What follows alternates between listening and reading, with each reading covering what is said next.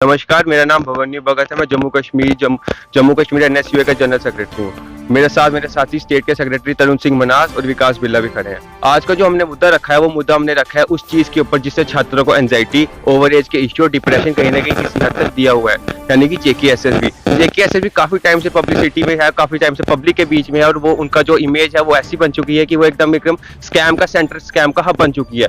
पिछले साल 2023 में उन्होंने एक एडवर्टाइज नोटिस किया जिसमें उन्होंने कहा गया था कि हम लोग वेटिंग लिस्ट कैंसिल कर रहे हैं। हमें लगा था जेकेएसएसबी का ये रोजाना हो गया, उठती है कोई नया अपडेट आती है तो अपने आप धीरे धीरे वो उस चीज को वापस ले लेती है। लेकिन अब नया साल आ चुका हुआ है, सारा छात्र सड़कों पे खड़ा हुआ है, लेकिन जेकेएसएसबी वो चीज समझने को तैयार नहीं है। उन्होंने उसके बाद जो अपना बयान करते हैं कि हमने इसलिए हटाया है क्योंकि हम लोग एक ट्रांसपेरेंट प्रोसेस करना चाहते थे। हम मेरे को एक बात बताएं कि आप लोग किसी चीज को ट्रांसपेरेंट करने के लिए आप वो प्रोसेस ही हटा देंगे। मतलब कल को आप बोलेंगे कि हमने एक स्कैम कैंसिल करना है एग्जामिनेशन से, तो हम लोग कल से एग्जामिनेशन ही नहीं लेंगे। ये आपकी किस टाइप की लॉजिकल रीजनिंग है, ये हमारे समझ के बाहर है। जेकेएसएसबी काफी समय से छात्रों की नहीं सुन रही, उनकी जो तुगलकी फरमान है वो जो समझती हैं वो अपने लिए करती हैं, वो एक प्राइवेट एंटिटी की तरह बन चुकी हुई है। अगर कल को मैं इस चीज पे हैरान नहीं होगा कि अगर जेकेएसएसबी ने कल एक एडवर्टीजमेंट निकाल दी जिसमें वो बोलेंगे कि हम आगे से पेपर लेंगे ही नहीं, सारा काम बीटिंग पे होगा, ये सीट की वैकेंसी है, आप आइए, इतने पैसे दीजिए और नौकरी ले लीजिए।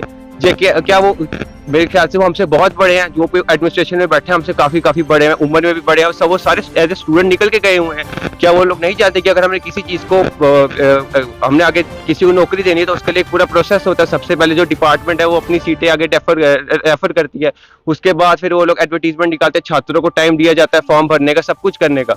लेकिन जेकेएसएसबी उस चीज से वाकिफ भी नहीं है। क्या जेकेएसएसबी का ऊपर से जो थिंकिंग प्रोसेस है, प्लानिंग प्रोसेस, वो बहुत स्लो है। मतलब कि हमें जिस चीज की जरूरत आज है, मतलब किसी डिपार्टमेंट छात्र आज चाहिए, तो हम क्या बोलेंगे, नहीं हम उसको जो सीट वैकेंट बची है हम उसको री एडवर्टाइज करके अगले 2 साल के बाद फॉर्म फिल करेंगे।